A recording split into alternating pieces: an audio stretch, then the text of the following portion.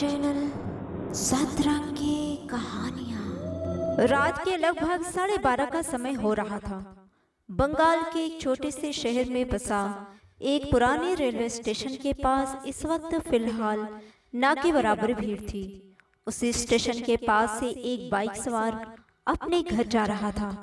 अभी वो स्टेशन के करीब पहुंचा ही होगा कि एक सफेद धोती और काला कुर्ता पहने एक करीब 55 साल का एक आदमी उसे हाथ हिलाते हुए दिखा।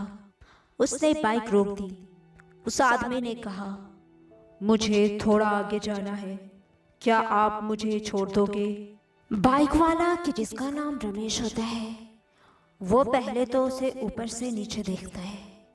उसके कपड़े तो धोती और कुर्ता ही थे, लेकिन वो आज के ज़माने के नहीं लग रहे थे। साथ में उसके हाथ में छाता भी था, जबकि अभी बरसात का मौसम नहीं था। रमेश को बड़ा अजीब लगा। थोड़ी देर सोचने के बाद उसने उन्हें बैठने के लिए हाँ कर दी। वो आदमी चुपचाप बैठ गया। रमेश बोला, आपको जाना कहाँ है? थोड़ा आगे ही मेरा घर है, आप चलिए, मैं आपको बोल दूंगा। रमेश को थोड़ा हैरानी हुई। वो आदमी बहुत कम बोल रहा था।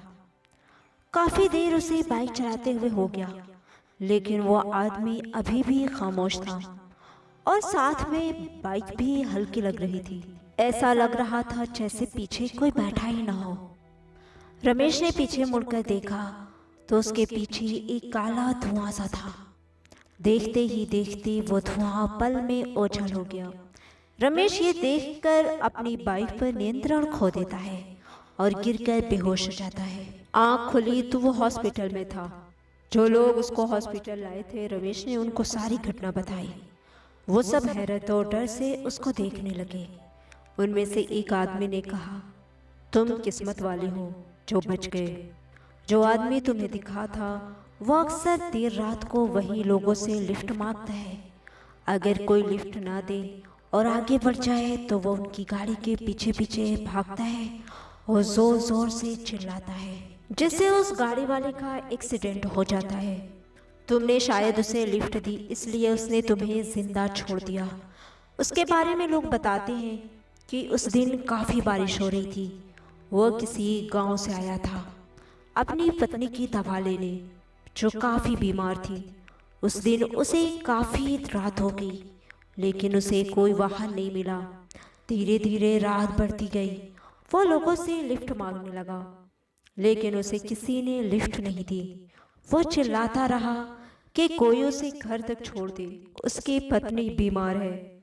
लोग सुनाकर आगे बढ़ जाते। ऐसे ही लिफ्ट मांगते मांगते एक तेज रफ्तार ट्रक ने उसे टक्कर मार दी और वहीं उसकी डेथ हो गई। ये घटना करीब 40 साल पहले की है और तब से उस आदमी की आत्मा अक्सर वहां देखी जाती है। यह सुनकर रमेश हक्का बक्का रह गया और उसने एक खैर मनाई और ऊपर वाले का शुक्र अदा किया कि वो जिंदा बच गया। इस तरह की कहानियों का मकसद अंधविश्वास को बढ़ावा देना नहीं है। कहानियां तो सिर्फ मनोरंजन के लिए होती हैं। मिलूंगी कल एक नई कहानी के साथ, तब तक के लिए खुदा हाफिज।